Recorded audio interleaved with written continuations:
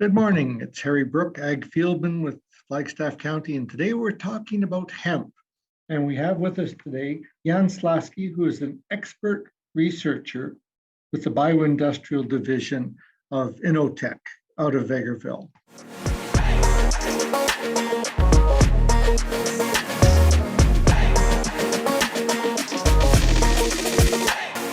You're listening to the official podcast of Flagstaff County. So, there's lots to be learned about hemp. What's the latest news in the whole industry? Good morning. First of all, good morning and thanks for having me here. And I'm glad that you recognize that hemp is becoming important and a real crop here on the prairies here in Alberta. And as you said, I've been working with this crop for researching and working with industry or industries operating in the industrial hemp space for nearly 20 years. And years ago, people were asking me, hey, Jan, why are you working with hemp? This crop doesn't exist, statistically speaking. And I said, well, I came from Poland, emigrated to Canada 28 years ago, and hemp in Poland was a crop, I wouldn't say staple crop, but definitely a crop that I recognized and learned about the great advantages. I like to cite this statement that we didn't have WD-40 in Poland. We use hemp oil to grease our farming equipment, just like it was in constant use. We're using hemp for, just like twines, for ropes, for, just like fabrics, you name it. So it was easy to me to embrace this concept of industrial hemp and propose this as a vital opportunity to Alberta crop production systems. Yeah. And I said crop production systems, but Harry, you might be astonished that the first industrial partner for hemp at that time, Alberta Research Council, was not agricultural industry. No, it was ALPA, Alberta Pacific. Yes, fiber, yeah. Absolutely. So they were looking at that time, they were looking for fiber from non-wood species. They were running out of harvestable quota close to in Athabasca, close to Boyle, close to their process to their mills, pulp and paper mills. Right. And they were looking for something that is producing lots of biomass. And it happens that hemp has all these properties. Hemp fiber has absolutely, and grows fast and produces more lignocellulosic materials that a boreal forest. So yes, now we are just like all in serving and developing and assisting agricultural industry. But the first commercial partner was forest industry, Alberta Pacific. Well, I remember when first they allowed people to grow hemp. The crops were like 10 feet tall and they were massive. The real problem was trying to cut the stuff and somehow harvest it and do something with it. Yes, and this is well said, because nothing has changed since then in terms of biomass production. Just like step back. Just like hemp is a multi-purpose crop. This is what all our listeners have to acknowledge and understand, that hemp is a multi-purpose crop. So when you said a 10 feet tall crop, now we had 14 or more or taller crops. And yes, I guys, you cannot see just like Harry's facial expression. He's laughing and just he's rolling his eyes. Hemp is a multi-purpose crop. So once again, get this right. So, multi-purpose crop. Let's talk about. I always challenge. I always challenge my colleagues when you're just driving through Alberta countryside and you're seeing, let's say, early July, and you see flowering canola fields. Mhm. Can you distinguish among varieties? What variety of canola is grown there? Absolutely not. When I'm just driving through a countryside at the same time, or maybe late July, Mhm. I can tell you what type of variety is grown out there. Really? Because this multi-purpose crop, you have varieties that look vastly different. Mhm. Historically, hemp has been allowed for cultivation in Canada in modern times, I call it, since 1998.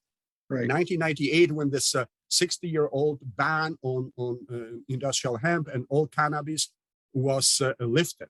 So in Canada, and only in Canada, not in the States at that time, our growers could produce industrial hemp. And the Mhm. first varieties that were grown in Alberta, grown in Canada, were grain type varieties, short and very short varieties. So Mhm. not much taller than wheat or just like or canola.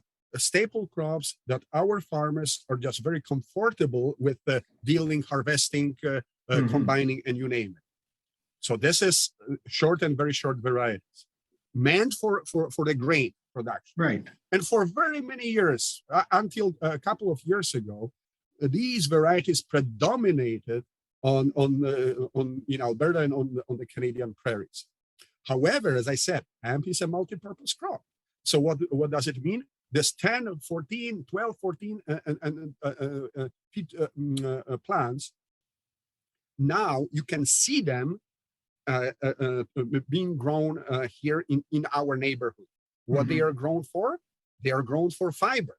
So first application of hemp is, and that predominated was grain, short varieties. Now, if we want to go to produce fiber, that's what I was talking about, this Alberta Pacific. Right. They like to have more biomass. So what's the difference in biomass if we are talking about stem biomass or fiber Mhm. biomass? Because as you know, hemp stems contain fiber, actually two types of fiber Yes. for different, for different technical Purposes. applications. Yes, Yeah. absolutely. So this tall varieties were brought and bred on purpose to quench Mhm. needs of. We are talking about pulp and paper industry. We're Right. talking now about construction industry. We're talking about textile industry. We're talking about just like a biocomposite industries. You Mhm. name it. So for that reason, you need tall plants that produce 4 or 5 times more straw than the short grain type varieties. So Okay. one type is grain type varieties, short and very short. Right. And on the opposite side, we have this fiber type varieties. Or to complicate things even more, we have these dual purpose varieties. So they are in the middle, Six just to like 8 feet tall. just like a 6 to 8, 6 to 8. So they were bred. Many of them were bred elsewhere, typically in Europe, Mhm. as grain type varieties. However, they produce enough straw that can be considered for straw can be considered for fiber applications. Okay. We tested at InnoTech Alberta in Vegreville. We tested a straw from this typical grain type varieties like Catani, like Finola, like Grandi, like Mhm. Piccolo. Not only they produce way less straw, but the straw is of a poorer quality than this dual purpose type varieties or fiber type varieties. So again, we are talking about different usage types. Apples and oranges. Yes. Apples and oranges, absolutely. And I will add bananas to it. And bananas and bananas are cannabinoids type varieties. Right. And I just like last year, actually, we here in Canada, we got varieties that were allowed for commercial cultivation on Canadian fields, varieties that have elevated levels of cannabinoids. the most popular is the CBD, cannabidiol. Yeah, So very many people these days that they've heard CBD. It's right. good for It's a catchphrase for everything.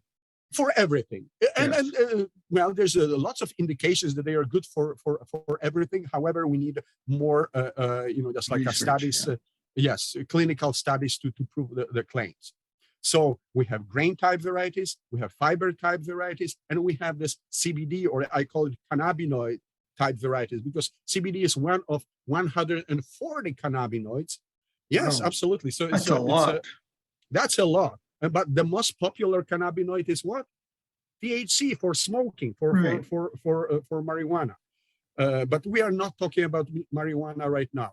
So guess what? The one crop, industrial hemp, 3 different usage types: Mhm. grain, fiber, and cannabinoids. And cannabinoids, why remember, Harry, I said that I can distinguish varieties Mhm. when I'm driving through the countryside, because we're talking about grain and fiber, that they are Height would distinct be, in terms yeah. of height and appearance. However, if you see true high CBD or high cannabinoid varieties, Yeah.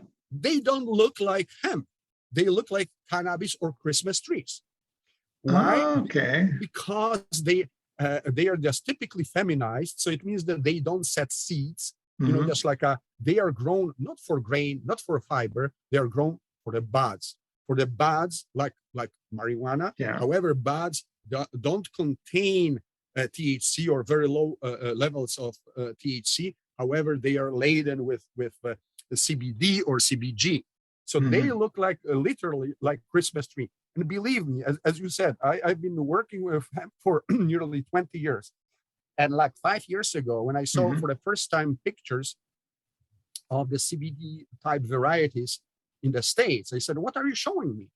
This is like an orchard, or this is like you have like I don't know." Norfolk pine, it probably looks like. Absolutely. So I Yeah. thought that Christmas trees or something like that. So this is why, because the CBD varieties, they are just, I don't call it, well, sarcastically, agricultural crop. It is horticultural crop, because you have to space them, just every couple of feet. To maximize Quite the often, CBDs. yes, Yeah. spacing, mulching. Quite often they are transplanted, because one seed right now, one seed is between $1.50 and $4 per one seed. That's So a little expensive. would you call it agricultural crop? How many acres? Horticulture. Yeah. Yes, but it is coming. It is coming because in 2021, in spring 2021, Health Canada, who manages or regulates industrial hemp, every year they release a list of approved cultivars, updated list of approved cultivars of industrial hemp. So it means that varieties that can be grown legally in Canada, commercial. So guess what? It was in 2021, 15 new varieties added to the list, which is now the list is comprised of 71 varieties. 71 varieties can be legally grown at commercial scale in Canada. And among these 15 varieties, we got 12 or 11 varieties that were exclusively CBD or CBG varieties. So it has indication. They're not dual purpose, are they? Well, that's a very good question, and I will answer momentarily. Okay, sorry. That's a very good question. So, this it speaks volume to what is the other opportunity of for in addition to grain, in addition to fiber, it's this cannabinoid. So they are not dual purpose. However, we are running a project or projects right now. When you harvest these buds, cut buds off, you're still having stems that contain fiber. However, as I said, it's not the highest quality fiber. And because it was the first year when this high cannabinoids or high CBD varieties were in cultivation. Now we are just at InnoTech Alberta, we are executing a project to evaluate value of straw post CBD Okay. harvest straw. It's a new crop. And I will make a comment about this CBD varieties. I said that in 1998, hemp was legalized or re-legalized in Canada, while Right. south of the border, federally, hemp is still, just like not a legal crop. Particular states or separate states legalized, and they are just like they are growing hemp. So when hemp was legalized in US, guess what? They jumped from 0 acres to 500,000 acres of hemp grown for CBD. That's a lot of acres. That's a lot, and Yeah. and that's a lot. But what happened? Just like as any agricultural industry, you need not only to grow crop, to produce crop, but you need to sell it and you need to process it, right? Exactly. So typically you have to sell to processors or to just like elevators for further use. In this particular case of high cannabinoids hemp or high CBD hemp varieties, you need sophisticated or specialized, I would say, processing or extraction facilities. Imagine that you're just like I always claim that it's easier to grow crop than to sell it and to process it and to find a market for it. Yes. So imagine that starting from 0 to 500,000 acres, all of a sudden you see just like tons and tons of hemp flowers for no home CBD for extractions and no room for it. Absolutely. Yeah. And I will tell you a sad story. Just 2 years ago, before COVID, and it was I traveled south of the border to Montana. I was speaking at giving a hemp talk at the Montana State University.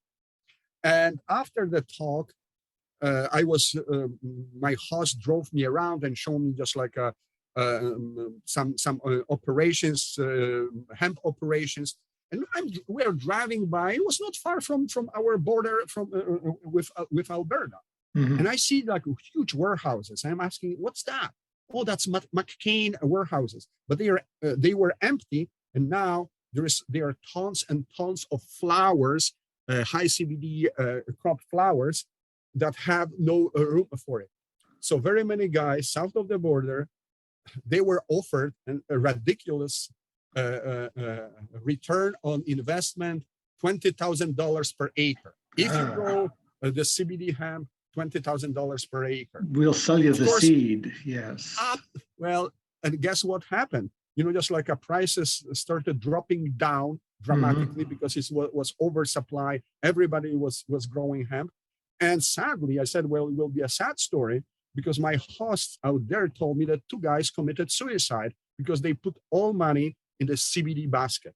So don't do it. Our Alberta farmers are much smarter, so to speak. I fully understand why just our American colleagues were trying to go for it because opportunity presented itself as too good to be true, to be serious. And it was. And it was. And you know what? And this is like the statement, it's a word of caution. No matter what, if you are growing hemp for grain, for fiber, for cannabinoids, you have to know what you're doing. As I said, it's a multi-purpose crop. And I just like, as you know, I interact with very many farmers. I talk to farmers. I travel across the prairies and beyond and talk about hemp and introduce this opportunity as a viable crop in our rotations because it has a great rotational value. However, I always, and this is my pledge to our listeners, just if you're planning on growing hemp, you have to do your homework. Right. Hemp is a very different crop. It's not a staple crop of the prairies because I've heard this story several times. Hey, Jan, you speak with a funny accent. You came from elsewhere. What can you tell us how to do agriculture in Alberta? And I said, yes. Just like I admit that I have a very different accent. Hopefully you can understand me. And hopefully you can understand that hemp is a different crop. If you apply the same, mindset or same set of growing practices, post-harvest practices, as you apply to canola, to pulses, to cereals. Mhm. If you apply the same set of mindset and practices to hemp, you will fail miserably. And I can give you, unfortunately, dozens of examples that guys who were coming to our field days that you attended a few times, and I was explaining basics or just like of what you have to pay attention to, and they didn't listen. And I still remember one gentleman came to me. It was like a third week of October, came to Vegreville to my office and started crying. Jan, I put 60 acres of hemp. We got 10 meters into just into the crop, and our combine got plugged totally. And I said, well, why you didn't listen? I was providing information, what to do, what not to do. Everything starts with variety selection. You selected, you intended to grow for grain and process it at home or in your garage. Why, for heaven's sake, you picked up this tall variety? No wonder that you were just like, and you were just harvesting in the end of October. You know, just if you would listen and pick the right variety for your application. Same, if you want to grow hemp for fiber, you're not picking the short grain type varieties because your yields will be 3-4 times lower than expected. The other advice that I have for just aspiring hemp growers is get a contract. Get a contract from your buyer. You know, just like either if you're just growing for grain, if you're growing for fiber, that's absolutely just like with CBD. Get a contract because there is no open market. Just like it's a new crop.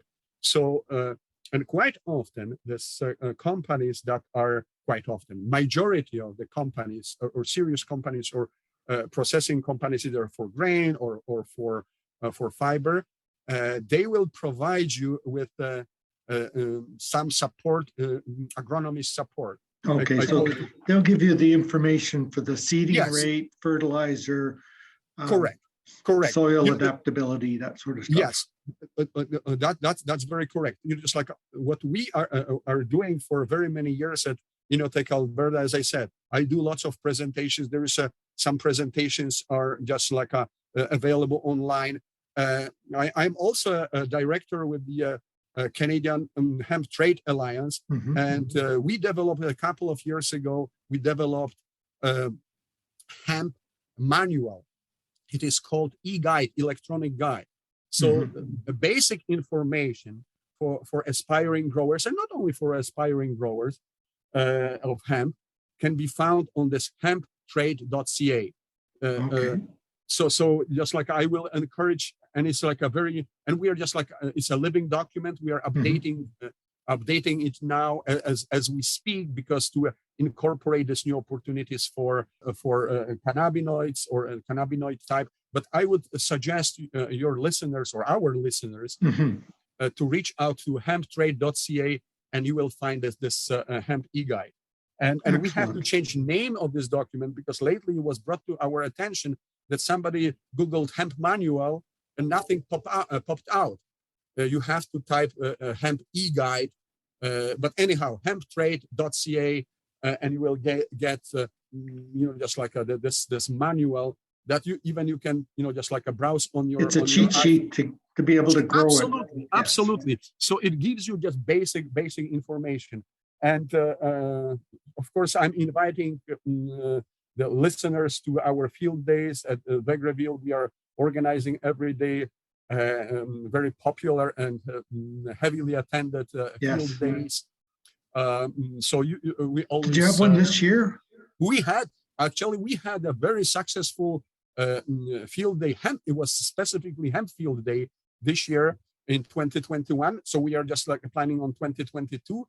And as I said, we work with industry and for industry. So we are always inviting our clients, our collaborators from industry, and they are just getting opportunity to speak up or to present what they know. It's not only just research scientist is speaking and showing different experiments, but also industry sharing their, just like thoughts and successes. Well, And they're the market, right?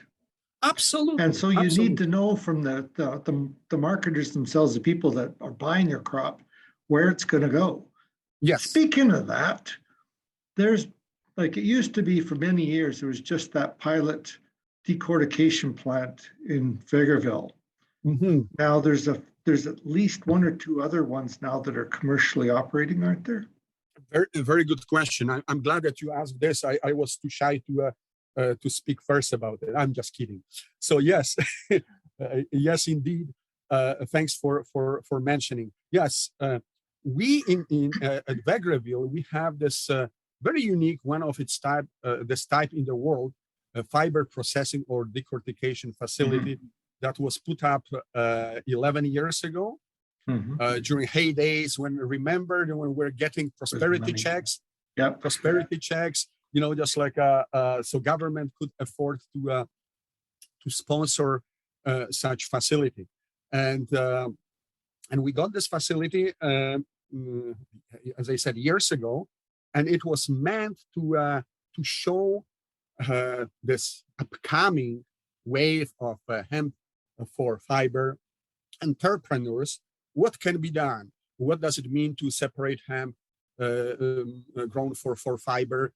How it works? We got very many clients who were just coming and we're doing short runs for them because they needed to touch hemp fiber or hemp herd, this core part of the crop. So and we had like I would say a few hundred visitors to our facility. Quite a few of them turned into clients whom we processed fiber for. At one point of time, that 3-4 years ago, we're doing toll processing for a major company called a biocomposites group out of Drayton Valley, because they needed fiber. They have fiber products. They are manufacturing fiber products, but they didn't have processing facility. Well, we didn't have processing facility in Canada, period, right? So they had to buy bast fiber from Europe or elsewhere. So over the years, I would say, started graduating commercial companies who are processing hemp for fiber. And our just like graduate number one is Aaron Barr, president of Canadian Rockies Hemp Corporation, out of Bruderheim, Alberta. And yes, and they already have, we provided support, know-how, made connections or established connections, industry connections from Canadian Rockies.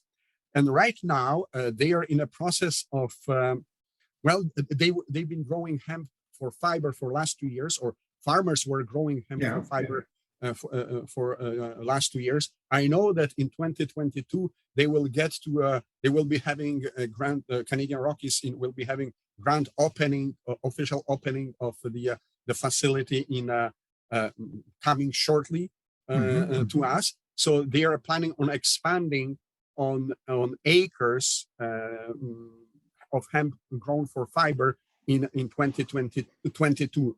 However, so as I said, this was our first graduate. Now, and this is what I was preaching, so to speak, over the last several years.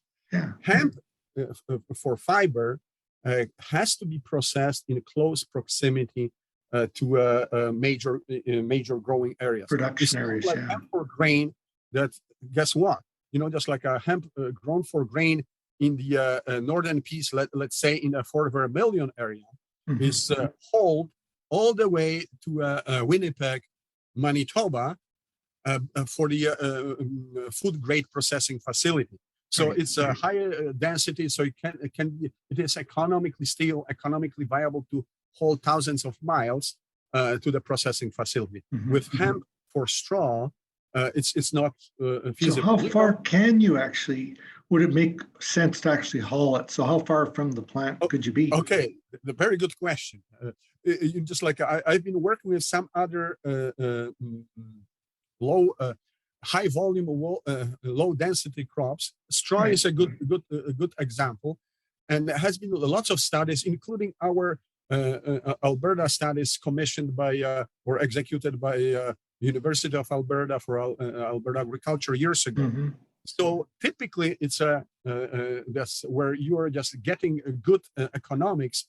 It's 100 miles or 160 kilometers. Right. When you're just going above or farther than this, the 160 kilometers, your economics it's going down. Why? Because you're just like losing money or spending lots of money on hauling this high volume, low density crops. Mhm. So, having said so, as I said, I foreseen and I was like encouraging to establish a hemp fiber processing facility in critical or major crop production zones in the Mhm. province. So right now I can tell you that there are already two entities that are putting up or that they are in advanced planning at the advanced planning stages Mhm. of setting up two fiber processing facilities in the Peace. Just Oh, like okay. Yeah. absolutely. Peace country is good for growing hemp for fiber. Why? Because hemp is a short day plant or majority of varieties. So longer days or longer days at higher latitudes Mhm. produce taller crops, which translates into higher biomass. We did several studies at Lethbridge, Vegreville, and Falaise, and even Fort Vermilion, and the same variety grown in the north Mhm. and higher latitudes, same variety. If weather is not the confounding factor, grows 20 to 30% taller. So it means that you're just getting this yield advantage of growing north. So I call it northern advantage for fiber Okay. production.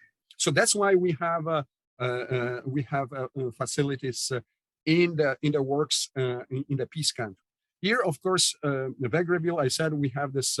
We've been operating this facility 1 ton input, so which is a research style facility in Vegreville. And in Vegreville, we have a so-called recently established Prosperity Agro-Industrial Park called Prosperity. I love this name. It was called for the Vegrevillians to come up with name. We have in Vegreville, we have really a great mayor and the council who promotes, who realizes that to revitalize or revive the rural communities, you have to bring industry. So Prosperity Research, not research, Industrial Park, and we have a few anchor tenants who are just like in the process again of establishing fiber processing facilities in this area. So we are just addressing needs of people or acres in the south. In the north, in the Peace, then central Alberta, and I know just like that there is quite a few undertakings south in the Lethbridge Medicine Hat corridor for fiber processing facilities. There's few groups that are working actively, and I'm just like contributing to some of them. And there is a great momentum for hemp for fiber in particular in Alberta. And I would attribute that Alberta is a hemp fiber processing and hemp fiber industries manufacturing hub in Canada, and I would say in North America. And many just like growers attributed this to what we have in Vegreville, that we have this nucleus, this processing facility that initiated this and brought at least people could try small amounts of it, see how it worked in their operation, and see what the advantages were. Absolutely. That's the And I think that we delivered as the government agency, we delivered on this task that with the risk and show what this crop and fiber side of it in particular is capable of. And let me tell you, just like I mentioned that I sit on the Canadian Hemp Trade Alliance board of directors, and recently we made a survey, hemp industry survey, and acknowledging that hemp is a multiple purpose crop, grain, fiber, cannabinoids, and if time permits, we'll talk about one more opportunity related to hemp. We did this survey, and guess what? It was like early this year, and majority of our respondents identified hemp fiber opportunities and their top priority. So it's hemp fiber opportunity these days are fully acknowledged and understood, which translates into this number of at least 6 fiber processing facilities that And one demand. is. And well, absolutely, that's a very good point, because just like as I said, you can grow crops, and so what?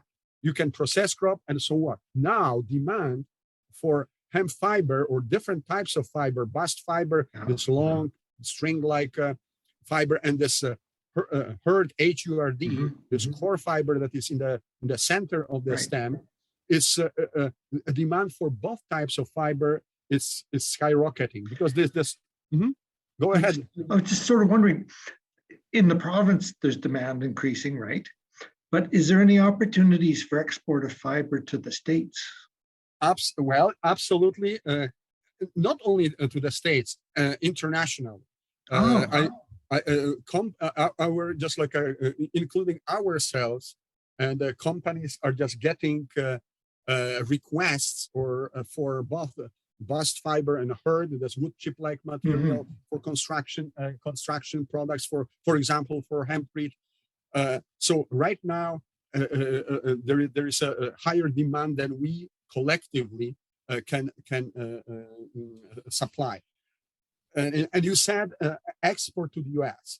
After this 500,000 acres of hemp for CBD and failed and sad stories, now U.S. started realizing, hey, maybe we should go for hemp for fiber.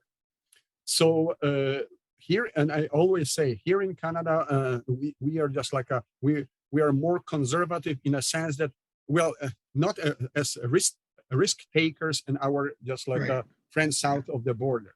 They jumped into this CBD, lost lots of money. Now they are just like but they acted quickly. Here in Canada, we are just like taking more, I would say a reasonable approach. People have been growing it for 15, 20 years down in southern Alberta, right? The seed for industry. grain. Yes. Growing for grain, yes.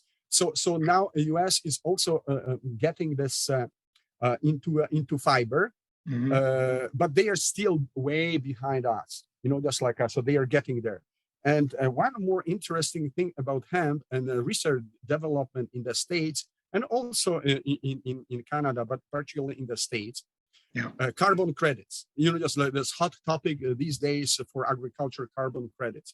So what we've heard 2 weeks ago when we had like our annual convention or conference of Canadian Hemp Trade Alliance, what we've heard from our US speakers, that some growers, they want to grow hemp, preferably fiber type varieties, huge biomass, CO2 huge carbon sink. Yes, and then what? Oh no, we'll be just getting money for carbon credits for growing crop. And I'm asking, and what are you going to do with the feedstock, with the biomass? We don't know yet. So again, not thought out yet.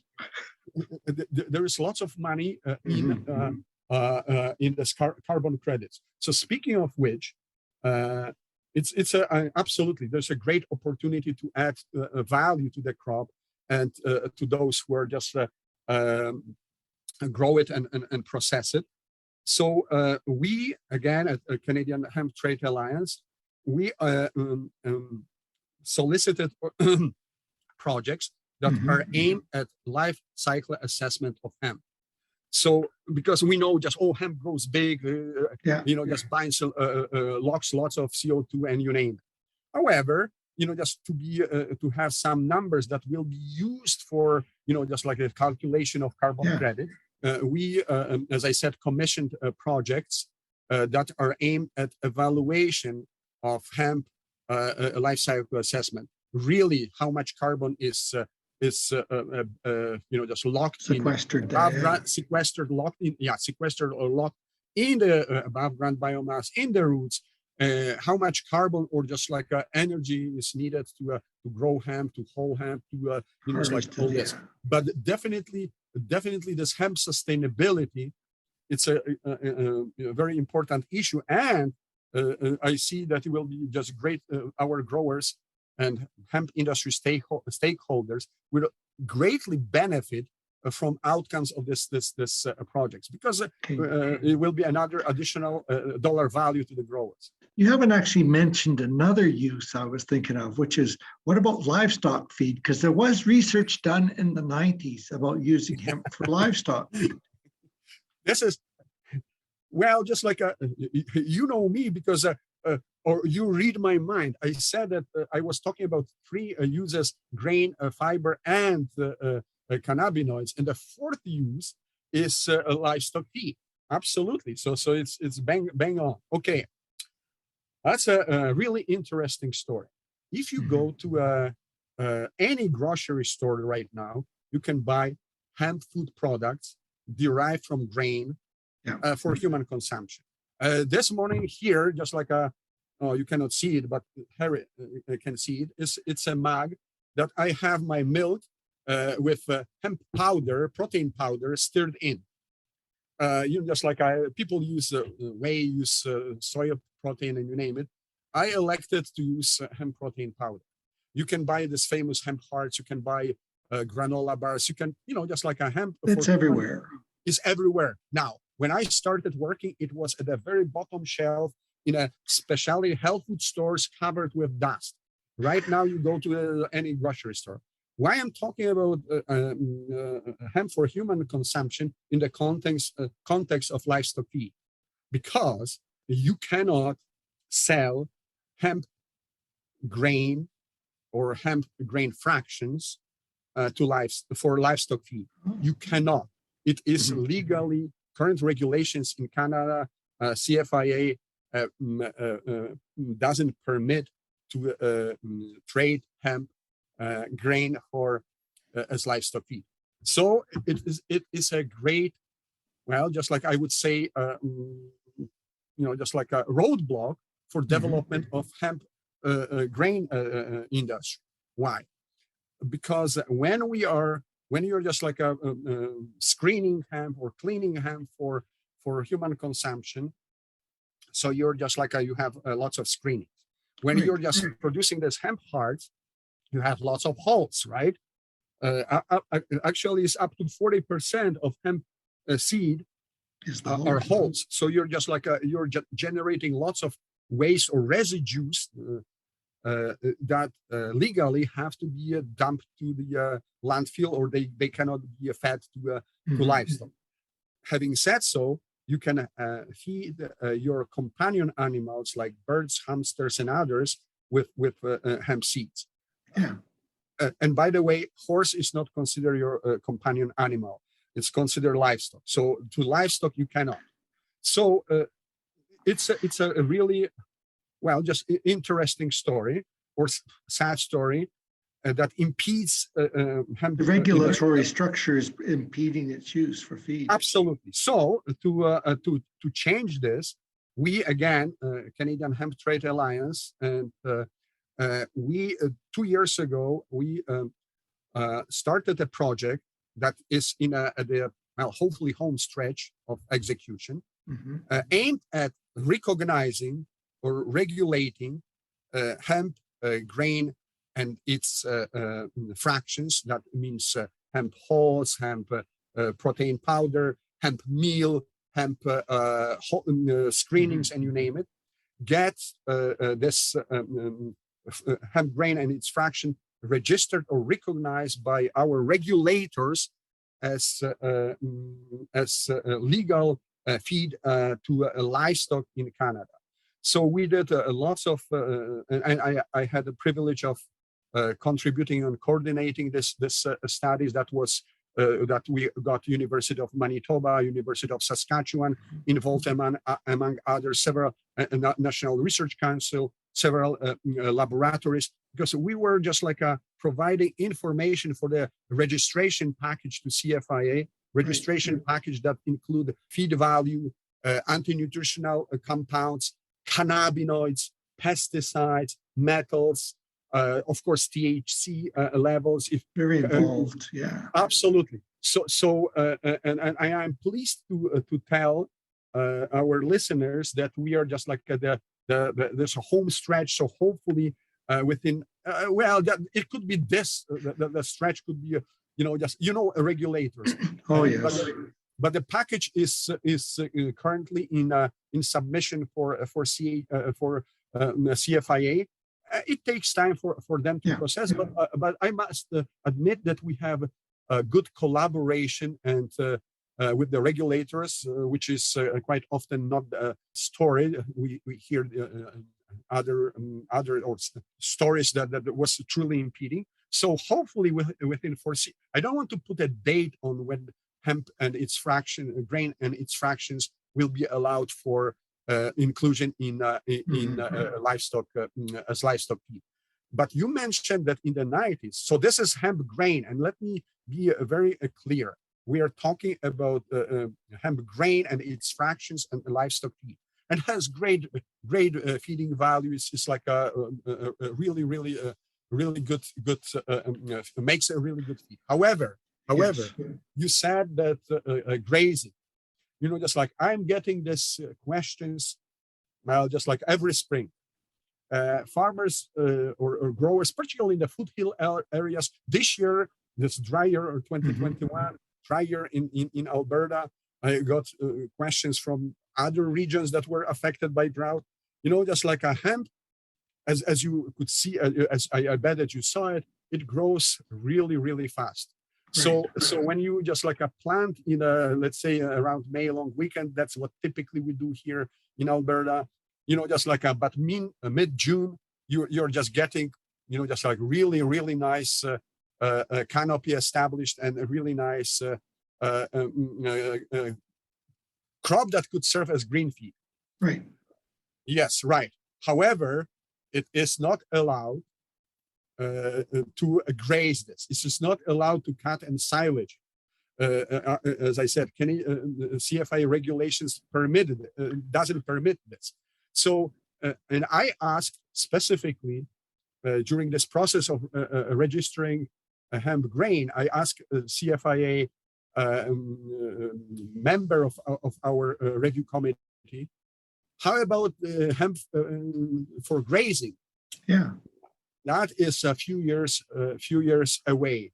So it's going to require recent research then to get it approved. Absolutely. So first we need to address, this is what is really important for hemp grain industry, screenings, halts, just like off-type material. Because that's waste factors, Yeah, exactly. It's a residue. Waste doesn't exist in my vocabulary. I should say yes.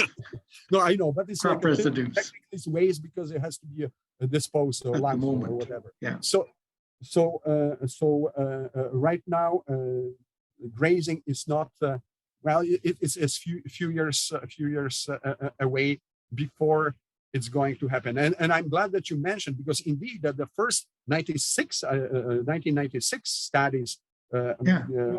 And I have to acknowledge Dr. Stan Blade, I call him a great grandfather. If I'm a grandfather of hemp, so he's great grandfather of hemp, because when he was in his early days, he ran this few studies on hemp in Alberta.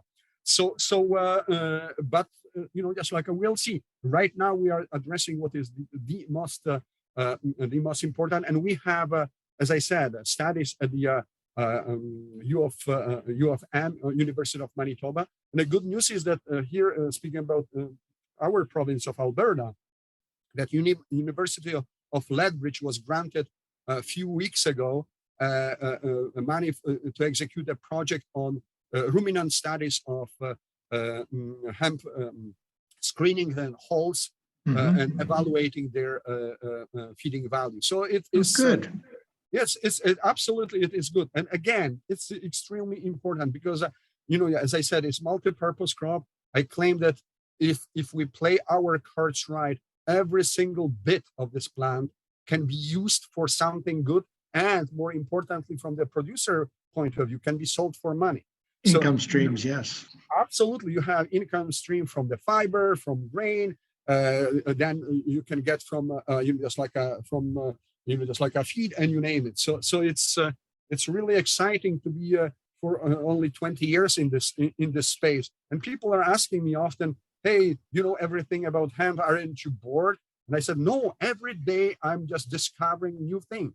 There's new opportunities emerge. Just like because it's a multi-purpose crop and has so many, now just like as you said, revenue streams and opportunities to make just like our growers more profitable.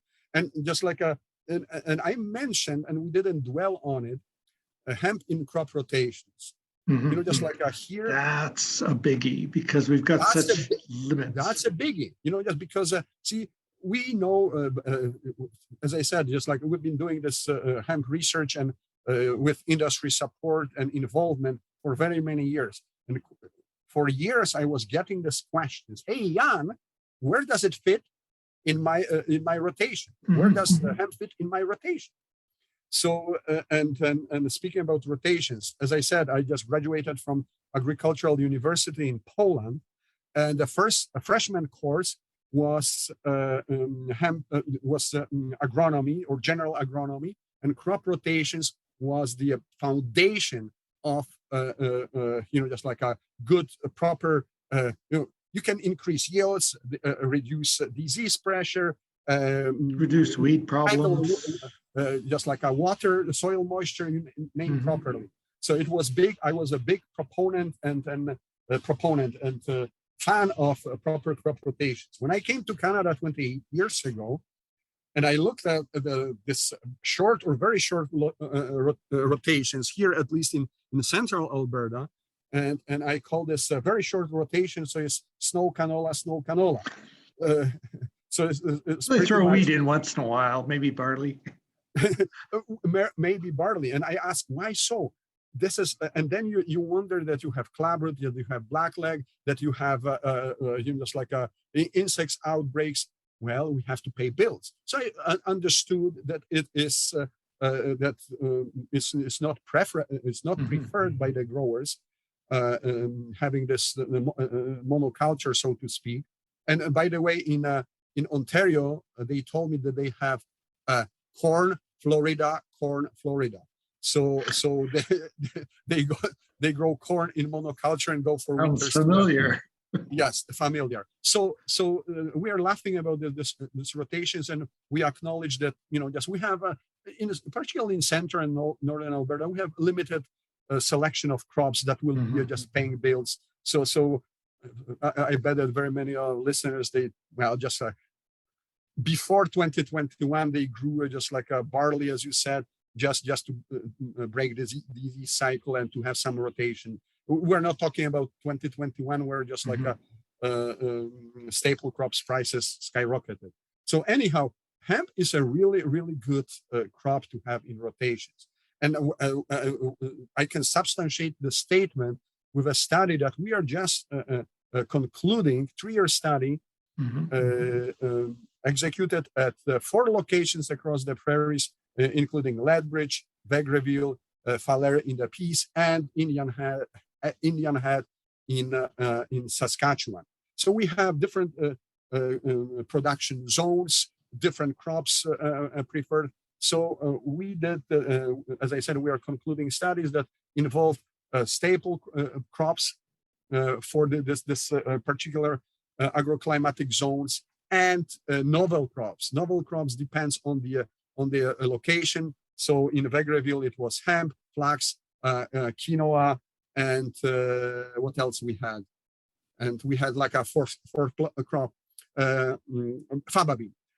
Same was for sarda. In the south, they had like a field beans, corn, and you name it. In Saskatchewan, they had the canary reed grass, in addition to quinoa and other crops. So what we learned is that what's important for hemp, that hemp is a really good crop because it breaks disease cycle. It is when planted right and when agronomy is done right, can suppress weeds. Just as a tall crop closing canopy quickly, and more importantly, it's a cash crop. So you're just getting returns in previous years exceeding canola and wheat.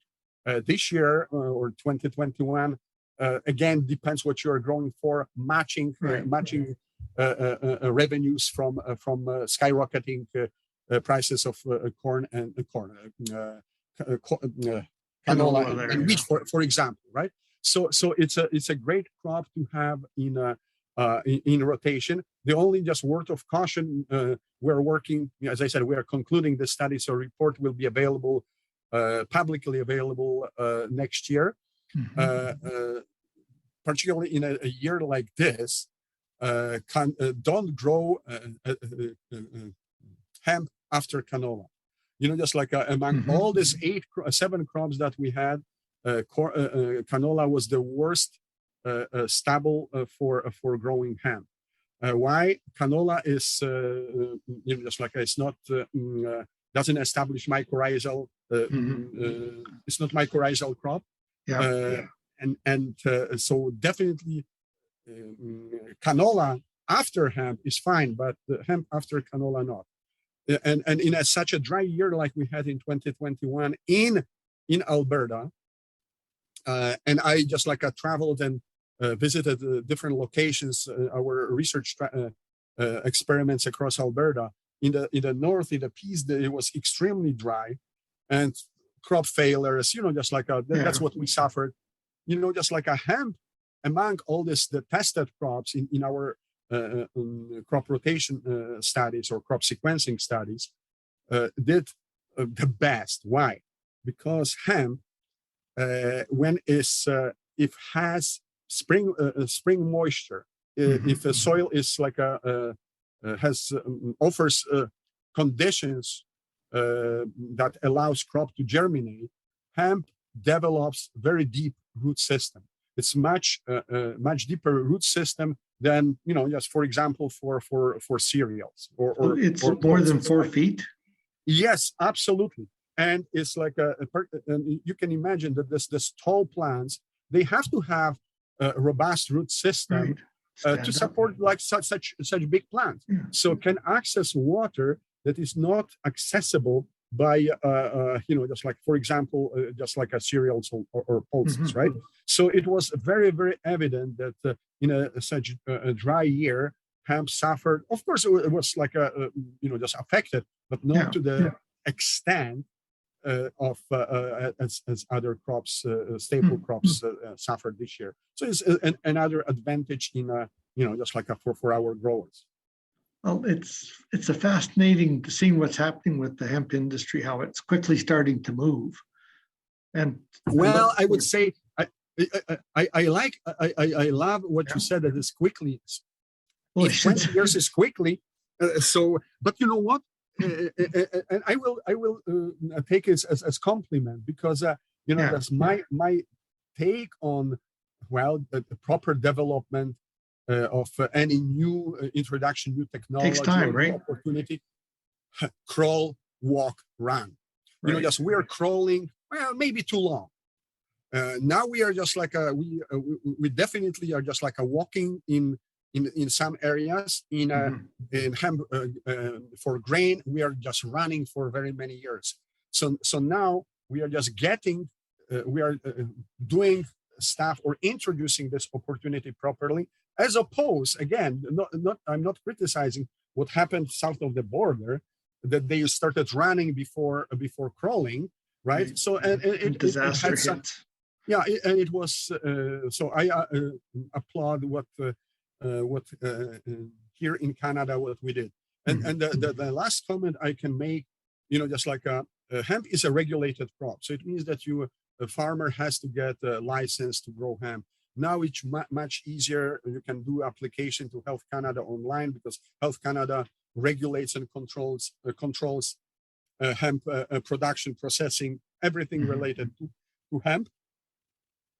And it's much faster process than it was, let's say, 5 years ago. Right, but right.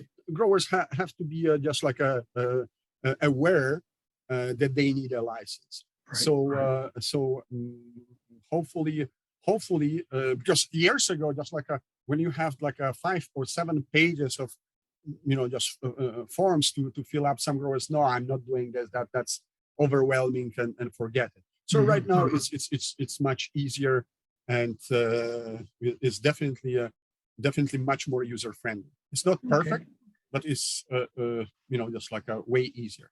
Right. And can you just repeat again that the Hemp Trade Alliance website where they can get the agronomic information? Yes, and probably absolutely. Lots of other information to be useful. Oh yeah, yes, absolutely. It's not only it has everything. Just like this manual was developed by with the involvement and contribution of farmers, growers, hands-on, those guys who are not only researchers and then who were just like again just like introduced and this crop and experimented with this crop, but lots of practical informations. For example, how to quote unquote modify your combine to harvest hemp. Other words, where to put PVC pipe or 2x4 or whatever to avoid wrapping, which is like a major concern that I'm hearing over and over. And it is. So it is a very user friendly, covers everything from agronomy, provides general information, regulatory aspects of the crop. So it's a this document that, as I said, that we developed now will be 5 years ago. We got requests from other jurisdictions for permission to translate into foreign languages. Oh wow! Because there was like it's a really comprehensive and inclusive document that offers information that is not available otherwise. Once again, it's done right. It is Hemp Trade, one word, hemptrade.ca. So this is like a web page of Canadian Hemp Trade Alliance that this manual is posted for free. Hemptrade.ca. Okay. Well, thank you, Jan. It's been a joy talking with you.